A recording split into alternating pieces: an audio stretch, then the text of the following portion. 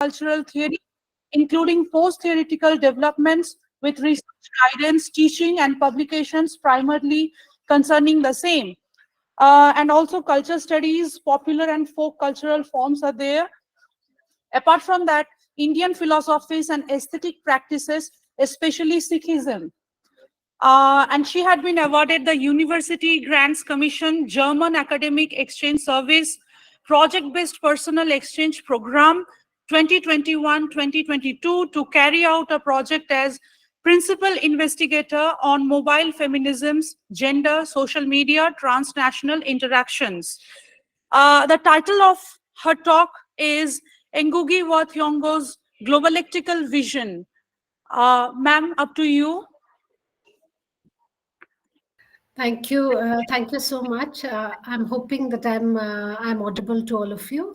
I want to thank the Department of Language and Literature at the Central University of Odisha at Koraput for inviting me to this lecture series. And I'm particularly grateful to Dr. Nirjarani Tripathi. And of course, as we gather here, we all pray for the well-being of her mother. I hope she recovers well and fine. As I had told Nirjarani that I'll be speaking today on Ngugi wa Thiong's Globalectical Vision. I hope my screen is visible to all of you. Yes, ma'am. Yes. Okay. Yeah. Right. So, so the reason why I thought, why I thought I will speak about Ngugi wa Thiong's Globalectical Vision today is essentially because I thought that students there would be familiar with Ngugi wa Thiong, but they may not be familiar with this particular work of his. And yet, this is a work which allows us to think about literature and culture in our contemporary times. Of course, I don't need to tell the students there about Ngugi wa Thiong. We all know Ngugi wa Thiong, and we are very, very familiar with all his important works in literature. We are also aware of probably his more seminal theoretical work, which is Decolonizing the Mind. So I'm thinking that all of you would have heard this phrase or read his work. What you may not be familiar with is the fact that Ngugi wa Thiong is also a children's writer. We don't often talk about Ngugi wa Thiong as a children's writer, but that's also something that that he's engaged in.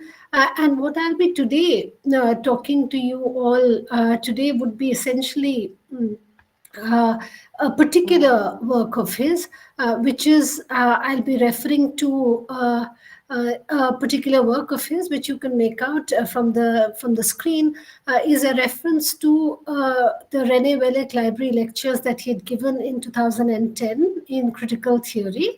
And these were subsequently 2 years later published in the form of a book from Columbia University Press in 2012, so more than 10 years back now. And the name of the book is Globalectics, Theory and Politics of Knowing. So I'd essentially be referring to this particular work of Ngugi wa Thiong. I'm not referring to him as a literary writer. I'm also not referring to his well-established literary works. I'm also not referring to his more established theoretical works, which is Decolonizing the Mind. Instead, I'm referring to Globalectics, Theory and Politics of Knowing, which I said is a compilation of the 4 lectures which he had given as part of the René Wellek Library Lecture Series in Critical Theory in 2010. And there's a reason for doing so. And essentially, in today's presentation, I'll be talking about his globalectical vision, but I'll be touching upon these 3 terms one after the other. One is what he calls poor theory, and I'll explain what he means by poor theory or what he is referring to or what he thinks that poor theory must signify, but that's not something which I'll spend a lot of time on. The second category is what I will spend all my time on, which is the whole idea of globalectics. Not only is it something which is paid homage to in the title of the book itself, but this is really the central thesis or the central category that Ngugi is talking about. And then, of course, I'll be briefly also talking about cyberality, because this is also something which concerns us in today's time.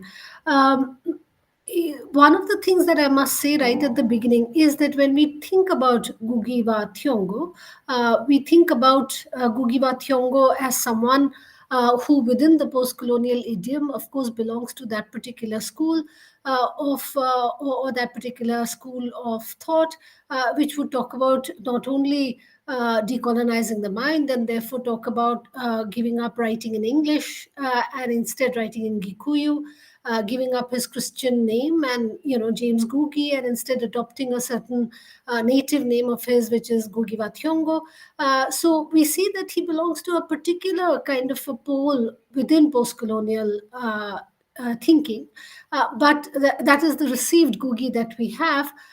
This is the Ngugi that we receive in most of our curriculum and syllabus. But as I will show you that in 2010, not only was Ngugi responding to the changing socio-political, economic, cultural changes in that sense, but also probably to his own location. As I'm sure many of you are aware, Ngugi wa Thiong'o has had to live largely in exile from his country. And even when briefly he did make attempts to go back, there was an attack on him and his family. And so, therefore, based in the US academia, obviously, this response also emanates probably from his location. And that's also something that I must say. And oftentimes, of course, therefore, we think when we think of Ngugi wa Thiong'o, we think of him through these, kind of lenses.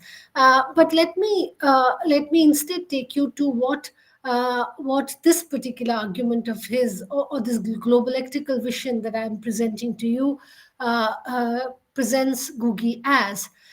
The first category that I will discuss with you is the whole idea of poor theory. Now, obviously, as students of literature, we are fairly familiar with the received tradition of literary theory with a capital L and a capital T. And I'm sure in your curriculum you would have encountered the usual suspects of Marxism, feminism, post-colonialism, post-structuralism, postmodernism, etc., etc.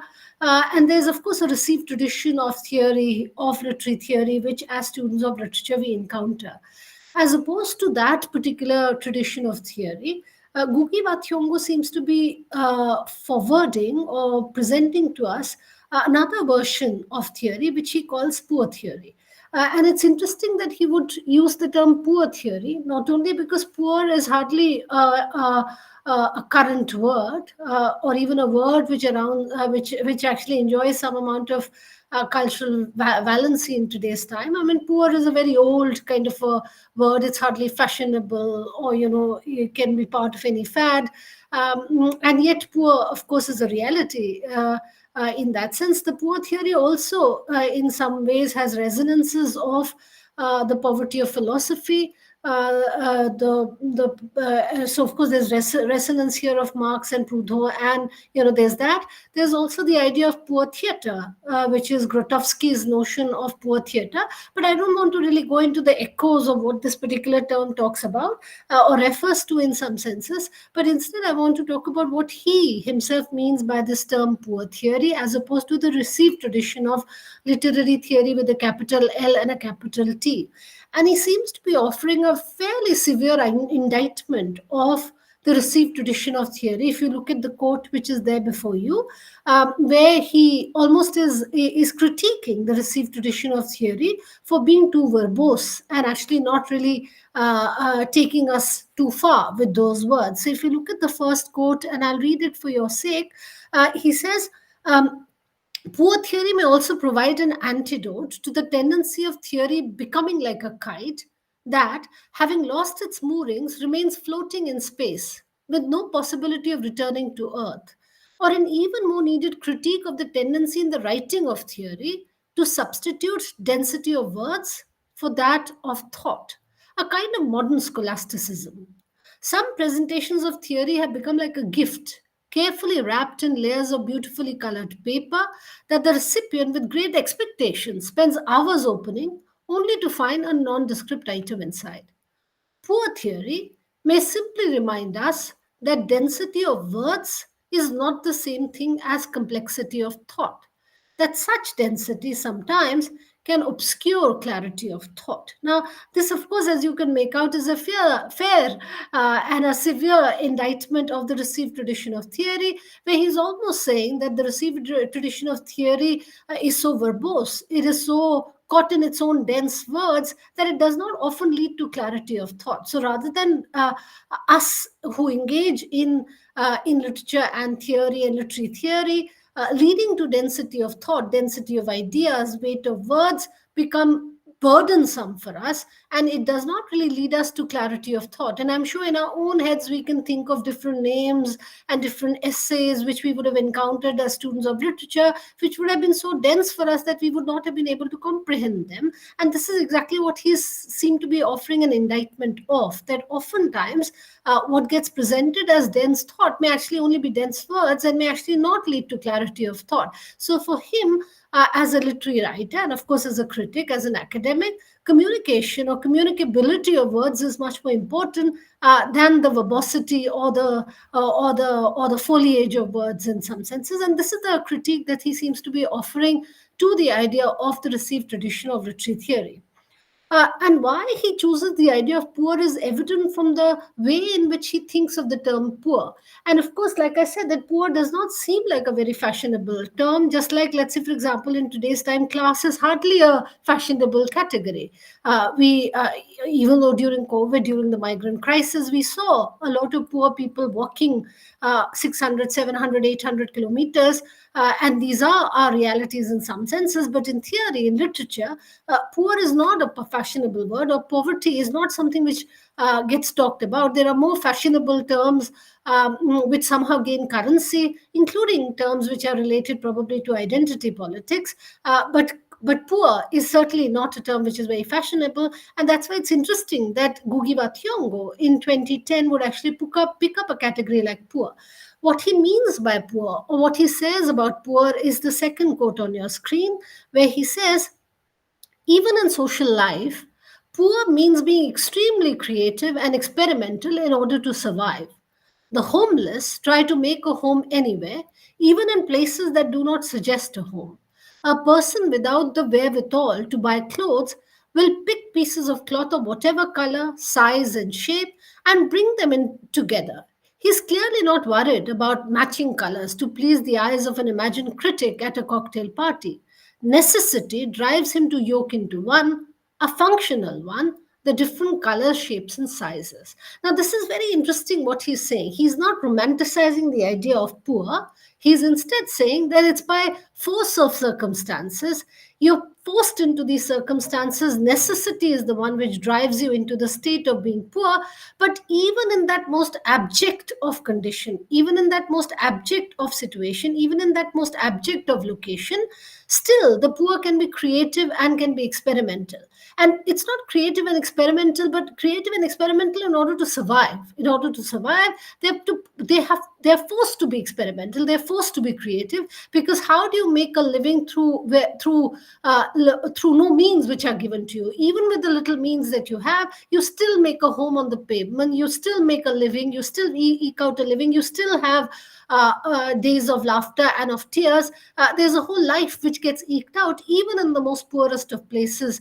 And so, therefore, even though he's not romanticizing the idea of poverty, but he's also asking us to look at the category of poverty with new lenses, to be able to see that how poverty itself can still be rife as an area which can actually result in creative output, which can actually result in experimental ways of being and living, of course, by force of circumstances, and yet that particular reality exists. So he's almost redeeming a term which is not fashionable term and asking us to look at this term anew, as opposed to the received tradition of literary theory with its verbosity, by saying that let us pick up terms like poor and poverty, and poor, which can actually be something which can be experimental and creative, even by force of circumstances, yet it does have the potential to do so.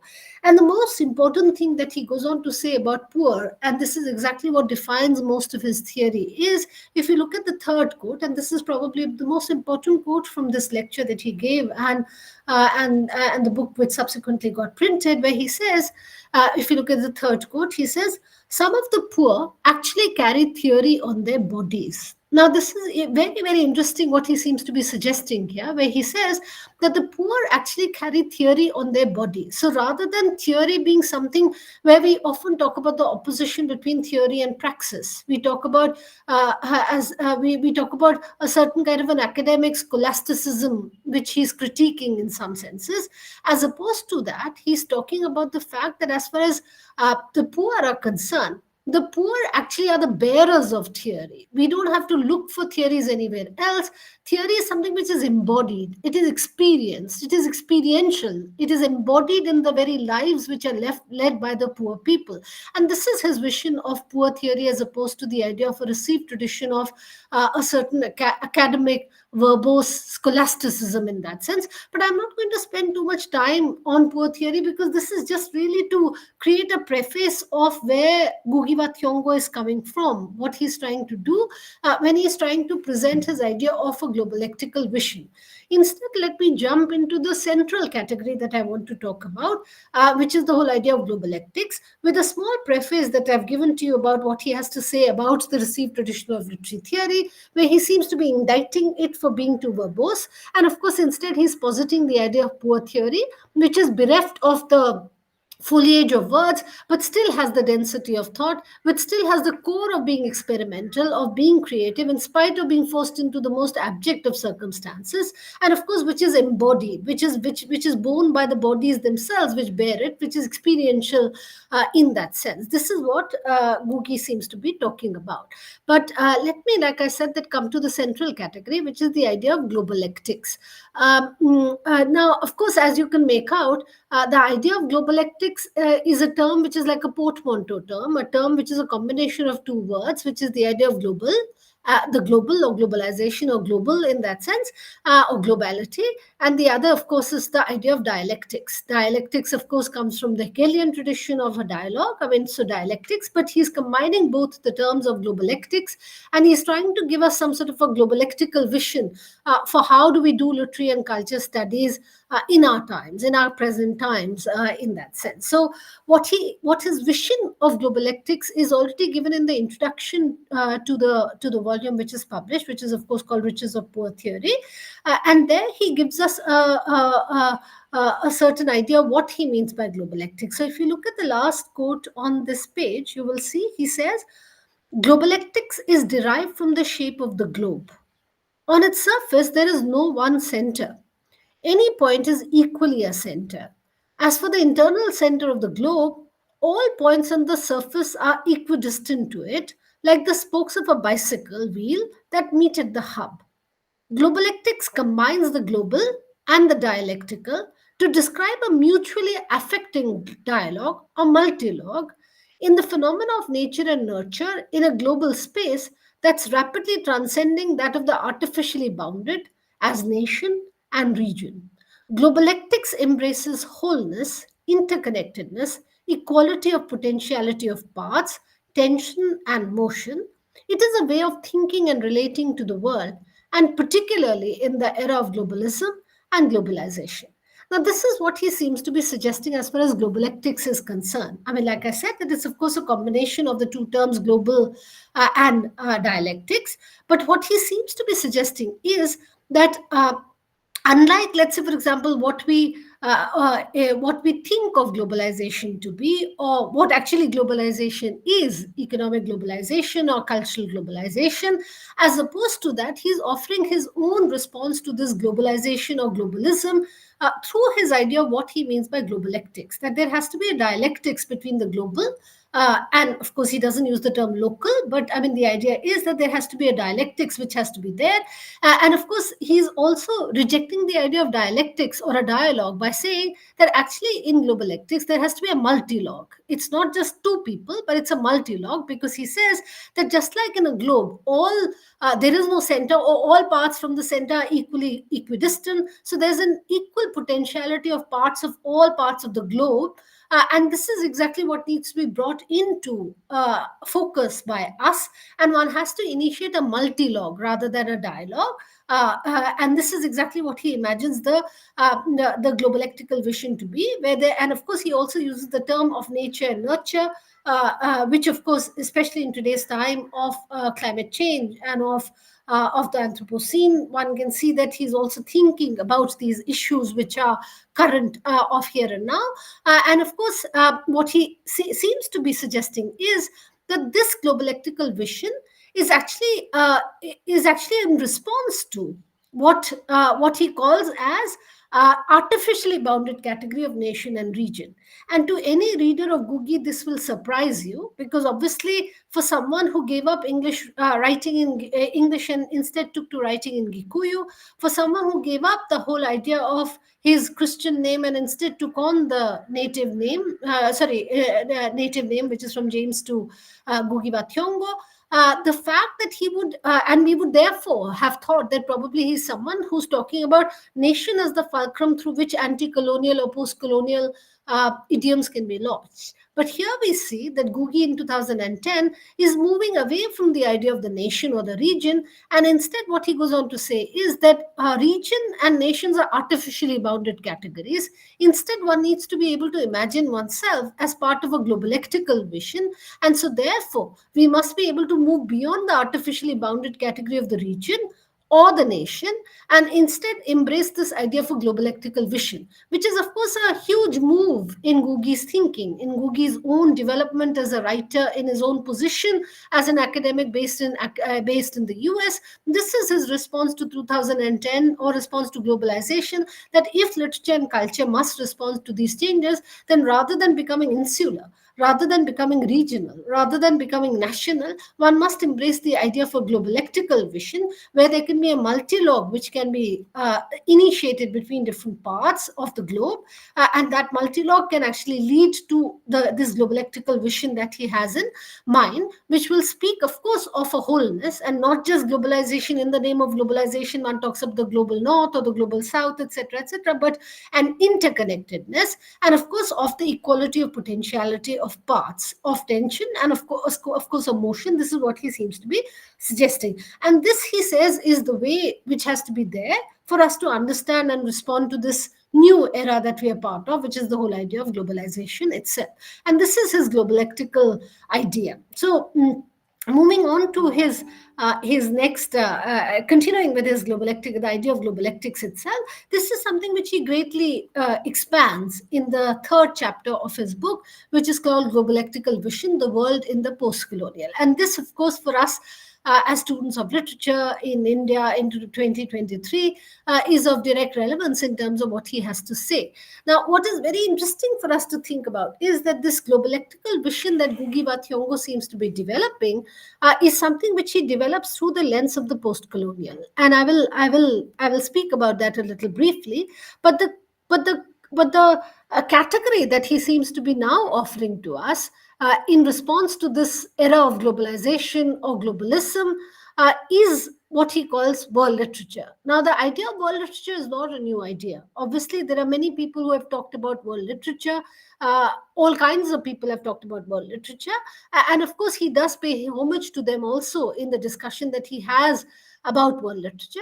But his vision of world literature in 2010, or especially looking through the lens of post-colonialism, is a different kind of a vision from, let's say, what people like Goethe or people like Marx and Engels would have thought. So of course, in the third chapter, he would talk about the globalectical imagination, and he would talk about world literature, and he would talk about the post-colonial. But this is how he would talk about it. So of course, he would begin by quoting someone we would expect he would quote when one talks about the category of world literature. So he would quote Goethe, the German writer Goethe. So if you look at the first quote, which is there before you, he quotes Goethe, and he says, Ngugi quotes Goethe in this particular chapter, and he says, national literature is now a rather unmeaning term. The epoch of world literature is at hand, and every man must strive to hasten its approach. This is a quote from Goethe that he borrows. And this is, of course, a very well-known quote of Goethe, where Goethe himself would talk about Welt literature, I mean, in German, the idea of world literature, where, of course, the idea of national literature is now an unmeaning term. There are no national literatures. There might be literatures which may emanate from nations, but in today's time, where there is such a lot of flow of ideas and thoughts and literatures and languages, etc., and translations, etc., etc., across worlds. We encounter all kinds of literatures from Turkey, from Uran Pamuk to to all kinds of writers that we encounter in that sense. So I mean this. So therefore he said that the idea of national literature is an unmeaning term. Now we are at the brink of. I mean, of course, he's quoting Goethe of his own time. We are at the brink of what he calls world literature. And again, he would quote the other two writers who would also talk about the category of world literature, and that's Karl Marx and Engels. So if you look at the second quote, he would say, Ngugi would quote Marx and Engels, and he would say, the intellectual creations of individual nations become common property. National one sidedness and narrow mindedness become more and more impossible, and from the numerous national and local literatures, there arises a world literature. So, of course, this is something that Marx and Engels would have said, and again, Ngugi quotes them that even if the literature is locally produced or nationally produced, but because of this whole era of globalization, where there is exchange of ideas, of literatures, languages, etc., etc., there is no common property which belongs only to a nation or national property. That would be a more insular way of looking, a parochial way of looking at literatures. Literatures have opened themselves out to the world, and so therefore, from these different kinds of national, this multilogue of different kinds of regional or national literatures, there emerges what they call the category of world literature. But as opposed to the Goethean or Marxian idea, because obviously we're still talking about 19th century, 19th century idea of world literature, in 2010, that is in the 21st century, the vision of world literature that that Ngugi has is a bit different, where he would say, so if you look at the third quote, which is there before you, he'd say, at present, the post-colonial is the closest to that Goethean and Marxian conception of world literature because it is a product of different streams and influences from different points of the globe, a diversity of sources which it reflects in turn. The post-colonial is inherently outward-looking, inherently international in its very constitution and in terms of themes, languages, and the intellectual formation of the writers. It would be quite productive to look at world literature, though not exclusively, through post-coloniality. Now, of course, we are aware of the fact that the 19th century version of Marxian or Goethean notion could be subjected to the critique of a certain kind of a Eurocentrism, because ultimately what gets presented in the name of world literature are not literatures from other parts of the world, but only from, let's say, the Anglo-American tradition or even the European tradition in some senses. But what he goes on to say is that if we have to inhabit the category of world literature in 2010 or in our present times, then that category, which can actually occupy the category of world literature, has to be the post-colonial, because post-colonial is the one which is truly international in its orientation, not only because of its erstwhile entangled history of the European and the non-European powers in that sense, whether it is Latin America, whether it is Africa, whether it is Asia's in that sense, but also in terms of the outward-looking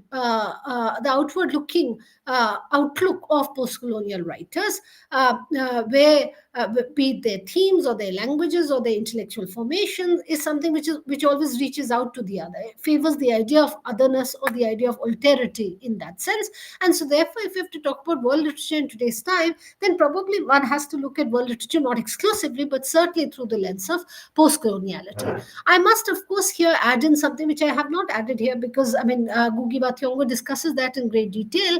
What he goes on to say is, and this is very, very important for him, which is that unlike, let's say, for example, a lot of post-colonial theoretical work, which would think about post-colonial as something which is only to be located in the global south, be it in Latin America or Africa or Asia, he would say that the whole world is a post-colony. And this is a very important formulation of Ngugi wa Thiong'o, where he says that even the erstwhile colonizing powers in Europe, in northern part of the globe, they themselves are also the post colony. So, post colony is not to be located in the third world, but the post colony is to be located also in the first world, also in the global north. Because if you look at, let's say, the demography of, let's say, London, You have a mayor who's a Muslim candidate, a Muslim person of another origin. I mean, if we look at the demographies of all the global norths, or all the erstwhile colonies, be it France, be it Spain, be it Portuguese, be it England, etc., etc., the national food of England, for that matter, is chicken tikka masala. I mean, so therefore, the post colony is not to be located only in the global south or in the erstwhile colonies, but the post colony is the whole world. The whole world is a post colony as far as Ngugi is concerned, because as far as the erstwhile colonial powers are concerned, they themselves have been part of that entangled history, and so therefore they have demographically, culturally, of course, economically through exploitation, but economically, politically, in all ways they've undergone a change, which is not just reflected in the global south, but it is also reflected in the global north. So when he has the vision of the post colony, his vision of the post colony is not to locate the post colony in India or the post colony in South Asia, but to locate the post colony in America, to locate the post colony in England, to locate the post colony in European powers themselves. So his vision of the post colony is that the whole world is a post colony. So the whole world is imagined as a post colonial world. I mean, it's a post colony. It's the post period of colonization, and so therefore the whole world is a post colony. And from that vision, he would say that if we have to therefore think of world literature as necessarily a representative of the diversity of the world, then it must be looked through the lens of post-colonialism, and that post-colonialism is to be located everywhere. There has to be a multilogue between all partners in the globe for there to be a true post-colonial, for there to be a true world literature in that sense. So if you look at the last quote on that page, he says, in reality, the post-colonial is not simply located in the third world. Literally rooted in the intertextuality of products from all the corners of the globe, its universalist tendency is inherent in its very relationship to historical colonialism and its globe for a theatre. The post-colonial is at the heart of the constitution of Goethe's world literature, and even in theory, it indeed constitutes the non-imperial heart of the modern and postmodern. So, of course, his idea of the post-colonial is that post-colonial is not to be located in the third world. The whole world is a post-colony, and of course, he says that in today's time, where there's so much of intertextuality of products from all corners of the globe, including languages, literatures, foods, cuisines, values, philosophy, beliefs, etc., etc. The idea of a post-colony as a universal concept, which can embrace the whole world, is something which is of course linked to the idea of the historical moment of colonialism, but also a response to globalization, current forms of neocolonialism, or for current forms of globalization. But he says that the reason why post-colonial must inhabit the idea of world literature is because his idea of the post-colony, as he's imagining the post-colony to be, he says that ultimately it is non-imperial.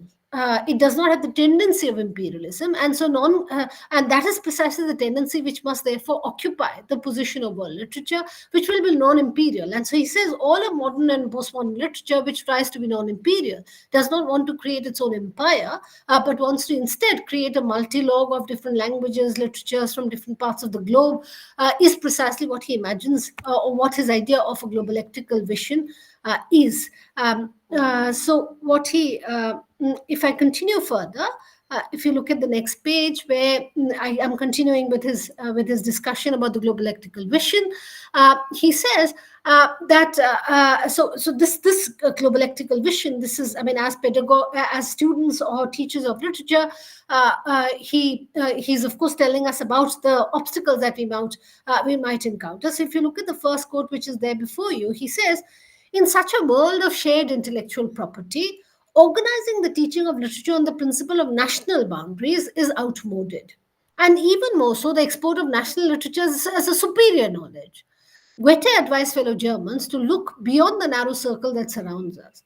He liked to look about himself in foreign nations, and he advised everyone to do the same. Goethe and Marx did not see or mean that only one national literature would constitute world literature. World literature would be like the sea or the ocean into which all streams from all corners of the globe would flow. Now, this is a very important idea, because oftentimes, at least when we think about even our own location in the post colony, and we think about ourselves and our own pedagogic let's say, engagements, what we read and what we write and what we reflect on, in the name of post colonial, ultimately what we do is Indian literature. or even within that, depending on our locations. If I'm located in Orissa, obviously I look at writings from Orissa. If I'm in Bengal, maybe Bengal. And there's, of course, competitiveness or between these different languages in some senses. And of course, it is all linked to identity politics in some senses. And so, therefore, what we've created for ourselves are localisms and our own subnationalisms or nationalisms, which is what the whole of post-colonial is supposed to be. And if we really start to think about ourselves and think about, in the name of post-colonial, how much do we know about, let's say, the most important writer from Latin America, from different parts of Africa, or other parts of Asia? Our knowledge would be fairly limited, because in the name of post-colonial, what we essentially study is Indian. So we've created our own kind of versions of post-colonialism where there's absolutely no dialogue possible, or even there, between different languages or different nationalities. I've often asked my classroom and my students, name the most important Fijian writer or Mauritian writer, or, I mean, if these are also post-colonies, and they can't even come up with one name, forget. And I'm sure that would be the experience there. So there's really no multilogue between the global, between these global post-colonial, islands of isolations that we've become in some senses. And so, therefore, we've started to create our own empires in our own locations, rather than actually become part of what Ngugi is talking about as the non-imperial idea of post-colonial, as something which must inhabit the idea of world literature. So of course, what he's trying to tell us is, and warn us is, that especially in our times where we share intellectual property, to lapse into the idea of national literature, or to lapse into the idea of national literature superior, that somehow if it is Indian literature it must be superior, would be to become insular, would be to become parochial. And of course, this idea is outmoded today. And of course, he says that even Goethe and Marx and Engels had said that we must look beyond ourselves to look at other literatures, other worlds, other writings in that sense. And this is because obviously world literature cannot be inhabited only by one national literature. So it's not that our version of world literature will be Indian literature and somebody else's version of world literature will be some other literature in that sense. So this is what he's warning us against, of a certain kind of a parochialism. And instead he's saying that what he was talking about in terms of globalectics, which is that all streams from all corners of the globe must flow for there to be world literature, for there to be a globalectical imagination or a globalectical vision of world literature. And of course, what he says is that obviously what we encounter can be challenging for anybody who's a reader or writer of literature. And the vastness is something which can really overwhelm us in some senses. So if you look at the second quote, he says, the result is the vastness of the sea and the ocean.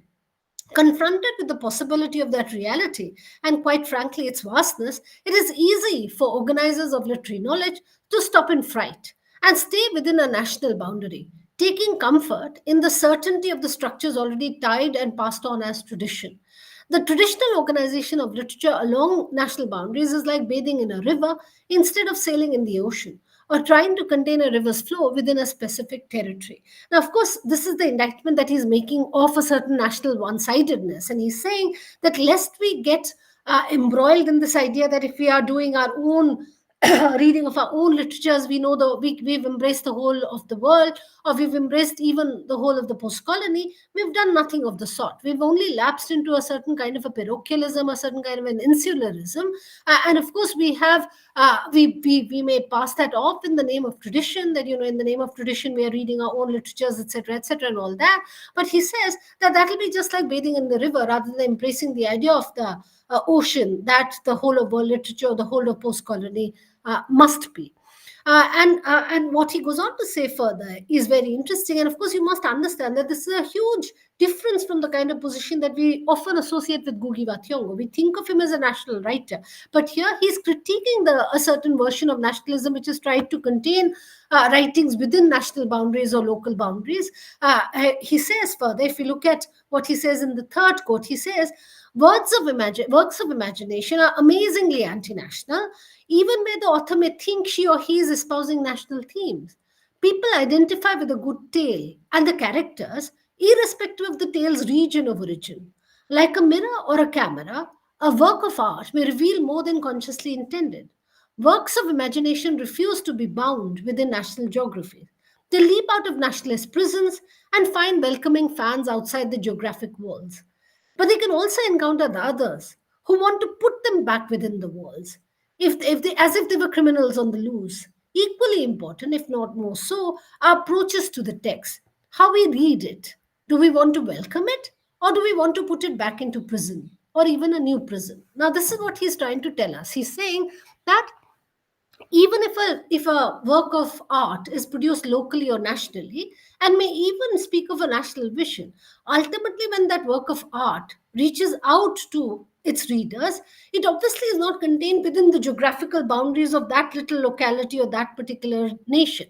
That's how we read so many texts from different parts of India, from different parts of from different times of India, from different spaces of India in that sense, and of course different spaces of the world or different times of the world. And that's why, let's say, for example, we can make a Shakespeare become a Maqbool, or Shakespeare become something which is here and now, a Kathakali performance, or Gotipua performance, or whatever. I mean, so we adapt that particular literature, rather than thinking of it as a national literature belonging to another time, to another place. We adapt it to our own idiom, to our own spaces, to our own times, to our own reality, and make those particular ideas talk to our own times and reality. And so, therefore, he says that this is precisely what our encounter with literature is like, which is that they cannot be bounded within national boundaries. Yeah, it always finds its fans outside the national boundaries, and of course, there are those who would welcome this particular move, and there'll be those who would want to put them back into the prison wall. But actually, if you think about the whole experience of reading or writing as students of literature, when we encounter any writing by anybody, by any author, from any time, from any place, that particular experience of reading or writing is something which takes us into another time, into another place, into another world. That's our experience of writing, let's say, a 19th century novel, or a novel which may be written, let's say, for example, in Assam, or a writing which may be written, let's say, for example, in Maharashtra or in Kerala. We obviously get dislocated from our own places, from our own times, into another person's time, into another person's life, into another person's world. And of course, sometimes imaginary worlds, which may be dystopias, which may be Malgudi. The experience of our encounter with writing or reading is essentially an experience of dislocation, of being dislodged from one's own space, from one's own time, to another space, to another time. And that is exactly what our whole experience of reading and writing is all about. Whichever text we might read, whether it's a Chaucerian text, whether it is a Shakespearean text, whether it is a Satpati text, whether it is a whichever author, Mahesh Dattani, whosoever. I mean, we get dislodged from our own spaces and our own times and enter into another world of another time and space. And so, therefore, he's asking this fundamental question, that when we encounter a text, what is it that we want from the text? Do we want to be freed by the text? Or do we want to free the text and be freed by the text, or do we want to put the text back into a prison, whatever kind of prison it might be, of locality, of region, etc., etc. So if you look at the last quote, which is there on the screen, he says the question arises: do we want to free and be freed by the text? It depends on how we read it and what baggage we bring to it. To release the worldliness in all its multifaceted character, it's perhaps better to read any literature, through a globalectic vision. So, of course, for Ngugi wa Thiong'o, globalectics is not just, I mean, the globalectical imagination that I'm trying to present to you is not just something of course, an object an object of thinking, but it is also a method. It is also a method or an approach to a text. That how do we want to approach the text? It's that globalectical vision of the post-colonial lens through which we must embrace the idea of a world literature, which is a response to our current times and places. That he's asking us to have a globalectical vision when we approach a text, which is to free the text and be freed by the text, rather than get bounded into some local, national, regional kind of categories. Moving on quickly, because I want to also leave some space for some discussion.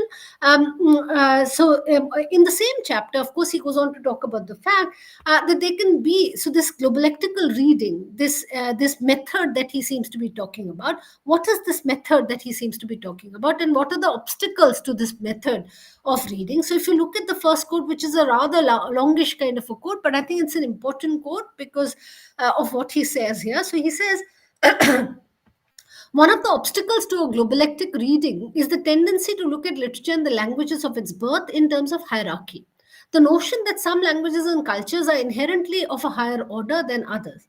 This is the current relationship between languages, what elsewhere I've called linguistic feudalism, with an aristocracy of languages at the top and menial barbaric languages at the bottom. We know there's a linguistic kind of a feudalism where there are certain languages which are considered superior and certain other languages which are considered inferior. And so he says, in this hierarchical view, a few European languages, principally English, French, Russian, German, Italian, and Spanish, are the aristocracy, and those from Asia, Africa, Latin America, Indigenous America, and the rest are arranged in a descending order of power and prestige. Literature and culture tend to be valued according to what position their language of composition occupies in the hierarchy. We are aware of this, that obviously there's a certain linguistic feudalism, that necessarily works of art have to be translated in English for them to actually become part of a global currency, etc., etc. So whether you are a Murakami or whether you're an Orhan Pamuk, unless it's translated into English, it does not, or translated into 80 different languages, but I mean, certainly into English, you don't really become part of that particular idiom. So there's certainly a certain linguistic hierarchy which exists. But what he's arguing as a redressal to that problem of linguistic feudalism is what he says next. He says, so he says that I have argued for a collapsing of this hierarchy so as to view the relationship between languages, cultures, and literature in terms of a network, akin but not identical to Dwellers and Guattari's rhizo. In a network, there is no one center. All are points balanced and related to one another by the principle of giving and receiving. The pedagogical organization of literature should reflect that sense of a common heritage of simultaneously taking and giving assumed by a network. Central to the pedagogical enterprise is the practice of translation. Translation is the language of languages. It opens the gates of national and linguistic prisons. It is thus one of the most important allies of world literature and global consciousness. Now, of course, what he goes on to say is that there is no doubt that there is a certain kind of a linguistic feudalism which dots our horizon. But how do we make this democratic? How do we democratize this space? And for him, the process of democratization primarily has to happen through his globalectical vision, where he said that there has to be a multilogue between different parts of the globe, and there has to be mutual interconnectedness or translatability of languages and literatures across the globe in some senses. And so, therefore, he goes on to say that just like in a network, there is a which is not a vertical organization but a horizontal organization. He says that in a network there has to be the possibility of translation from all languages and literatures to other languages and literature. And so therefore for him, translation becomes the ally of world literature because it becomes the language of languages. All languages ultimately open themselves out to other readers, to other nations, to move out of their linguistic prisons precisely through that act of translation. And so for him, translation becomes the most important tool of world literature, especially in the times of globalization, and it's an ally of world literature and of a global consciousness that he seems to be talking about. And what he goes on to say next, if you look at the next quote, he says, globalectics becomes the way of reading world literature. Globalectical reading means breaking open the prison house of imagination built by theories and outlooks that would seem to signify the content within is classified open to only a few. This involves declassifying theory in the sense of making it accessible, a tool for clarifying interactive connections and interconnections of social phenomena and their mutual impact in the local and global space. If you remember the first point that I was making about the received tradition of theory, where obscurity of words does not really lead to communicability or clarity of thought in that sense, again, he's coming back to that idea by saying that if we have to think about a globalectical reading, then and if we want to be freed by the text and we want to free the text, then we have to also open house the prison prison house of imagination and prison house of the received tradition through which we read literature. So I mean, psychoanalytical reading of D.H. Lawrence's whatever, etc., and all that. So he's saying that we have to step out of those prison houses which have dictated our readings of text, and instead we have to embrace the idea for globalectical vision or globalectical reading, where we can declassify theory, the received tradition of theory, and make it accessible and free the text and open to interpretation and open to engagement, open to networks of communication assemblies, which are there in different classrooms in different parts of the world, for there to be a globalectical reading. And this is his method of reading literature, his globalectical vision of reading literature, which is to free the text, to make it get rid of the baggage which has somehow hemmed the text into certain ways of reading, certain ways of, and also for declassifying theory itself. And then, of course, if you look at the last quote where he says, world literature, of which the post-colonial is an integral part, is a common heritage as much as the air we breathe. And this is exactly why he thinks that world literature must be looked at from the point of view of the post-colony. And let me now come quickly to the last part of what I want to talk about, which is the third category, which I said that apart from poor theory and globalectics, I would also talk to you about cyberality. And this is the fourth lecture which he had given as part of the René Belloc series, and which subsequently gets published as chapter 4 in this book on globalectics, which is called The Oral Native and the Writing Master, Orature, Orality, and Cyberality. So, of course, just like earlier, he was talking about linguistic feudalism, where there are certain languages which are considered superior and certain languages which are considered inferior. Similarly, of course, he's going to be talking about another kind of feudalism, which is aesthetic feudalism, where writing cultures are considered superior as opposed to oral cultures. And this is something that we encounter in many communities and cultures today. Even those cultures which are oral in nature, they want to have writing scripts to be able to transcribe their orality into writing, because writing is seen as a more advanced form in some senses. But of course, that's not true, because not only there might be a written PPT, but much of the transaction in the day that we do is essentially oral. Much of literature and culture, idioms, proverbs, whatever, that we encounter, metaphors, whatever, is oral. I mean, that's how we live.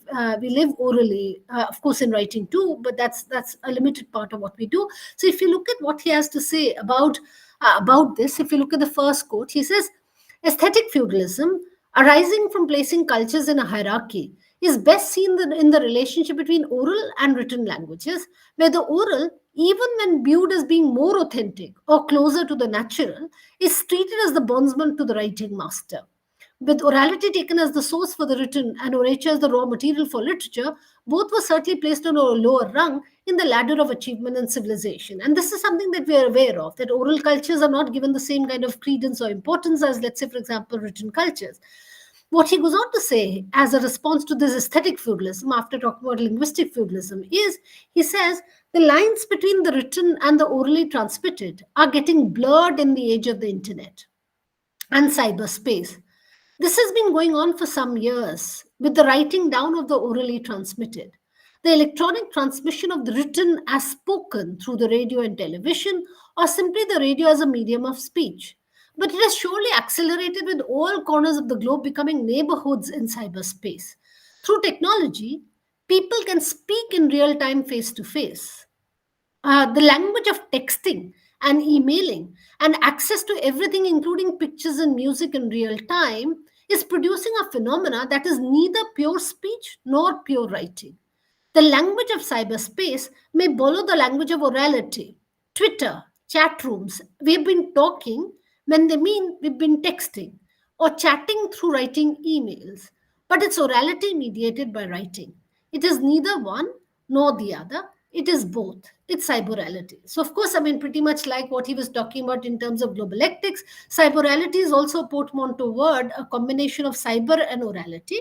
And what he seems to be suggesting is that in the cyber world, because of the mode of communication that we have in the cyber world, or in the cyberspace, or in the world of the internet, in some senses, he says the language which seems to be emerging is neither speech nor writing. Because when we say we are chatting, we're we're actually texting, or we are writing actually, or when we are tweeting. I mean, Twitter again, So what he's saying is that what we're producing, and what he calls cyberality, that there is a orality which is coming back in the cyber mode in some senses, is neither speech nor writing, neither this nor that. It is both.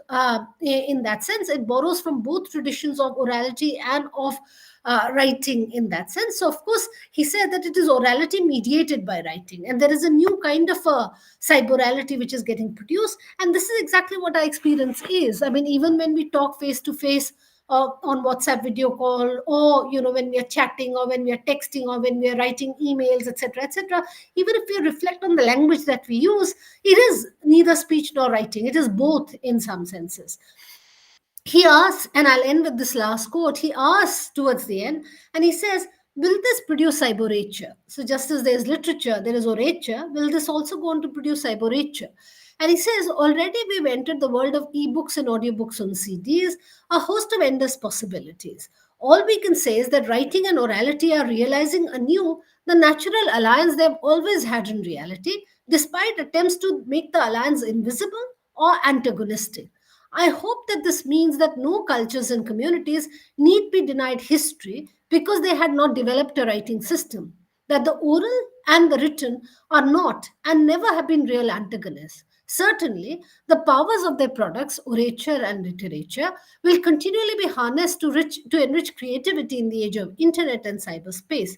The problem has not been the fact of the oral or the written, but their placement in a hierarchy. Network, not hierarchy, will free the richness of the aesthetic, oral, or literary. So, of course, he's asking a question, that are we then on the verge of producing cybernature? And of course, we know that there's enough cybernature which is produced in today's time.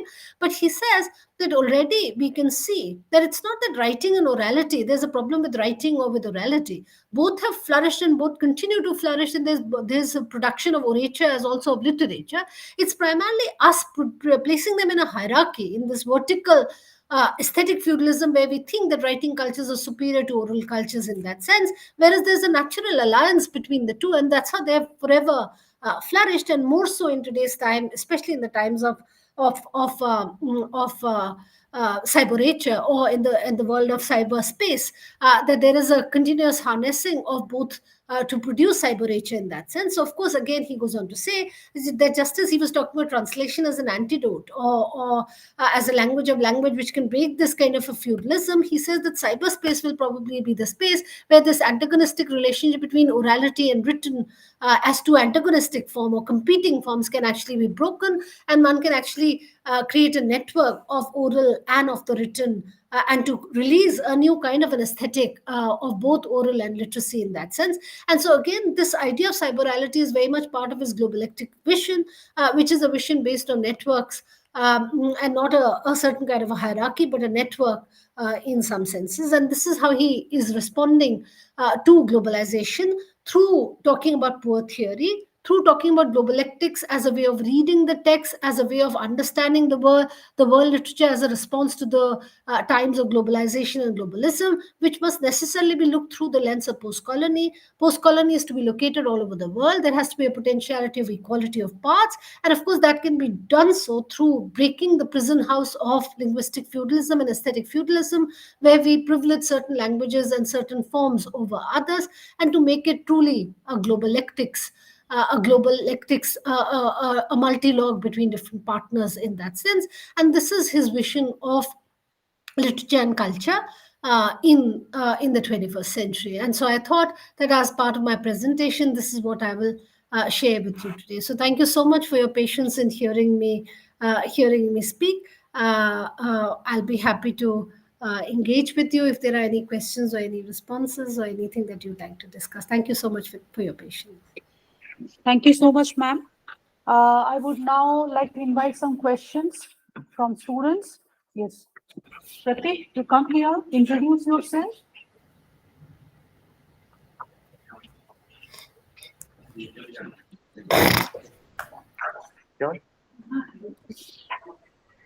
Am I audible, ma'am?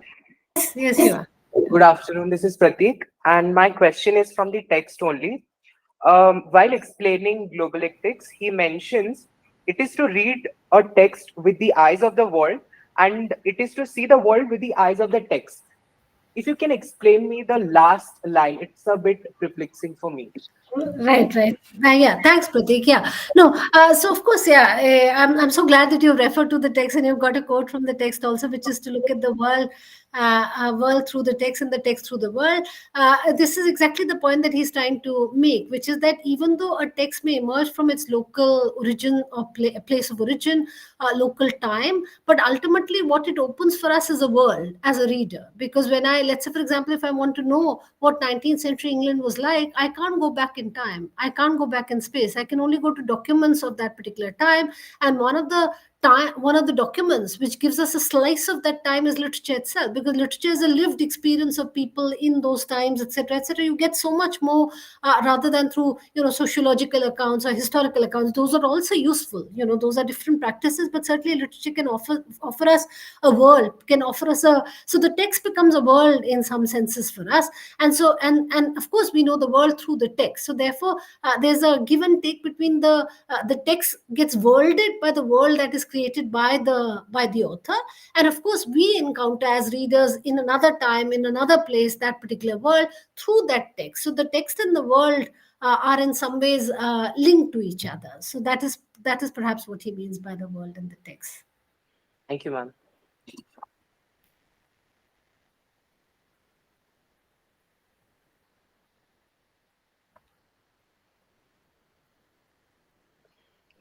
Good evening, ma'am. My name is Anjali. I have a question for you. How does Ngugi articulates cultural hybridity in the context of his globalectical vision? Right. Excellent question, Anjali. Yeah. Yeah. So, of course, he doesn't use the term hybridity. Unlike, let's say, for example, Homi Bhabha, with whom, of course, we would associate the term hybridity in that sense. I mean, though he doesn't say this in this particular text, but I mean, this is a point that I'm making, which is that one has to critique Bhabha's notion of hybridity, because obviously his notion of hybridity was written at a certain historical point of time, at a certain place, when there were certain arguments being presented about location of culture, etc., etc., and he has his own vision in some senses. But especially when one moves away from that early moment of entangled history of colonialism, and when one looks at the world today, what Ngugi seems to be responding to is to the world today, of globalization, where there's so much of interconnectedness of labor, of products, of markets, of people, of foods, of cuisines, of cultures, etc., etc. That who is really an authentic pure self anymore? I mean, all of us are hybrid in some senses, and so hybridity is really the degree zero of being in the world today, in some senses. But what Ngugi seems to be telling us is that rather than being happy just simply with this idea of hybridity, because ultimately, in the name of post-colonial, what we've done, let's say, to our own curricula is only to look at Indian literature, and we think that if we look at Indian literature, that's enough post-colonialism done. But we've also created so many blind spots for ourselves, where we don't know anything about even our neighboring countries, and who's the most important. I mean, we may know one Sri Lankan, one Bangladeshi, one Pakistani, etc., etc. We certainly don't know beyond that. I mean, let's say Hong Kong was also a post-colony, but who are the writers from the Hong Kong who are talking about post-colonialism? We don't talk about that. Or like I was telling you earlier about Fijian, Mauritian. We can talk about any country for that year. I mean, whichever country we may talk about, Libya or Syria, or we don't talk about those countries when we talk about post-colonialism. And so therefore what he's trying to tell us is to move beyond this whole idea of dialogue, hybridity between the colonizer, colonized, Occident, Orient, these binaries, and instead think about, if one has to embrace the idea of global lectics as a response to globalization, to current forms, then one needs to create a multilogue, not just a dialogue, a multilogue between all partners, all equal partners in the globe, including the global north. For instance, I mean, in our syllabus or our curriculum, we stop with Beckett and with look back in anger or something like that in most syllabus around India. It's not to say that Britishers have not produced literature beyond that. but what is the post-colonial lens through which we should look at literature of the 80s, 90s, 2000, 2010, etc., etc.? We can't create a blind spot for ourselves and not look at that and simply replace, British literature with Indian literature and think that we're doing post-colonial. He's warning us against that tendency of creating a superiority or creating an alternative empire of literature, and instead to embrace the idea of a globalectical vision where there's a multi-log and there's a truly world literature which has to be inhabited not just by one nation's literature but many nations' literature, where we really become globalectical and approach all other languages, all other literatures, more translations of Korean literature, of this literature, of that literature, etc., etc., rather than staying insular and cocoon and self-satisfied and happy with our own worlds. This is what he's asking us to do. Thank you, ma'am.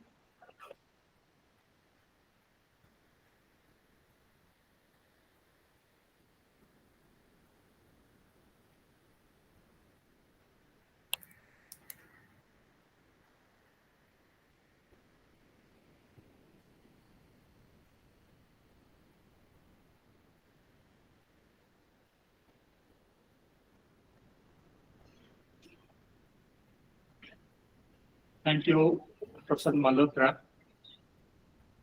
Am I audible to you, ma'am? Yes, of course. Yeah. I am Manoj Tula. I'm a guest faculty here. I've been asked to, to give actually a vote of thanks to you. And thank you so much for your wonderful lecture. It has been very informative. I particularly personally hadn't heard of Globalectics. It's a new term for me.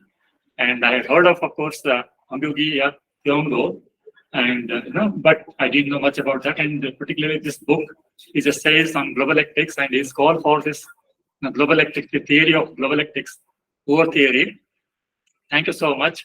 But I have just one query in my mind. I was just wondering if you could explain. In fact, it's I would be so thankful to you. That is, he had returned to his own country, his language, and to his native identity by giving up English, by giving up his Christian name.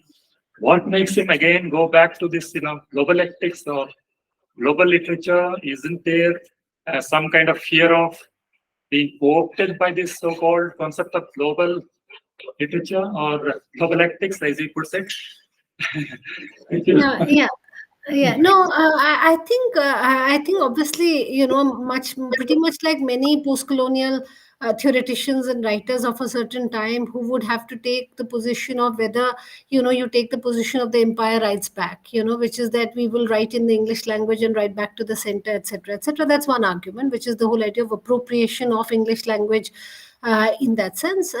And that can be an empowering way of resistance for a lot of writers. There were those writers who also took the position of rejecting English education or English language and instead going back to native languages and native cultures, etc., etc. That was also a position, but I think that was a historical position at a certain point of time. We also know subsequently that Ngugi wa Thiong'o has had a very checkered life, in his own country, where he's had to live in exile.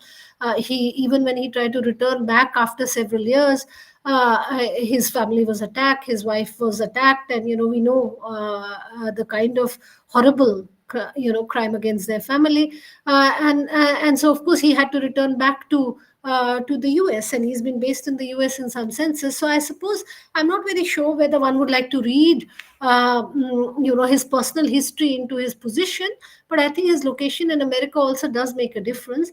But he's continued to write in his language, but you don't have to be necessarily based in your own country to be able to write in any language that you want to write in. He's also forced by circumstances to be outside his country. He's not safe in his own country. But at the same point of time, what one needs to also think about is that probably as a writer, one also evolves in one's own position. And that was the period of anti-colonial movements, anti-colonial struggle, and so therefore there was a certain kind of a post-colonial politics or ethics which was developing. But in 2010, when one is talking about globalization as the reality which kind of inhabits us, as a writer, one also has to respond to one's here and now, one's time here and now, one's place here and now. And I think his Globalectics is a response to that. His embracing the category of world literature is a response to that. And of course, he's trying to democratize the notion of world literature by saying that it has to be inhabited by the post colony rather than by a certain European, Anglo-American, global North centered idea. And in that, I think he's absolutely correct. And one appreciates the position that he takes. So, I mean, I don't know if it fully answers your question or not, but I think this is what I would say. I mean, one can't speculate why he would take this position on his behalf, but I mean, this is how I read it. So, yeah.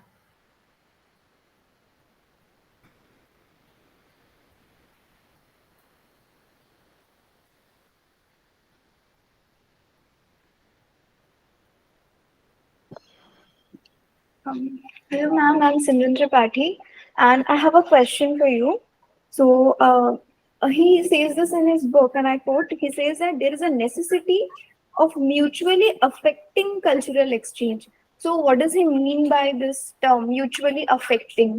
Yeah. Yes. Now, yeah, mutually. So, if you remember, I had also quoted a mutually affecting dialogue or a multilogue in that sense. So, what he's trying to tell us is that our vision of the global, our vision of the, or I mean, let's say, for example, a certain dominant vision of globalization is presented to us, where we think still in terms of binaries. You know, there's the global north and the global south. Earlier, we used to talk about east and the west. Or there are certain people that we think are more dominant as compared to the others, etc., etc. That's not really, and of course, we often think only as one being impacted by the other and the other not getting impacted. Whereas we know that when there is any kind of an entangled history, even let's say, for example, when we talk about British colonization of India. I mean, it's not just India which gets affected; it's also Britain which gets affected, isn't it? I mean, so therefore, it's a mutually affecting process. It's not that so it's not that somehow we are the ones who get hybridized and they don't get hybridized. They get hybridized too, and so therefore, this is the point that he's trying to make, that it's a mutually affecting world. It's not a world only one gets impacted by the other. The colonizer comes and colonizes the colonized and stays unaffected in the whole process. Not at all. I mean, even if you go back to early sources of, let's say, Edward Said or other people who've written about it, they would talk about the fact that how they themselves get affected. So I don't know if that make sense. Yes, ma'am, it does.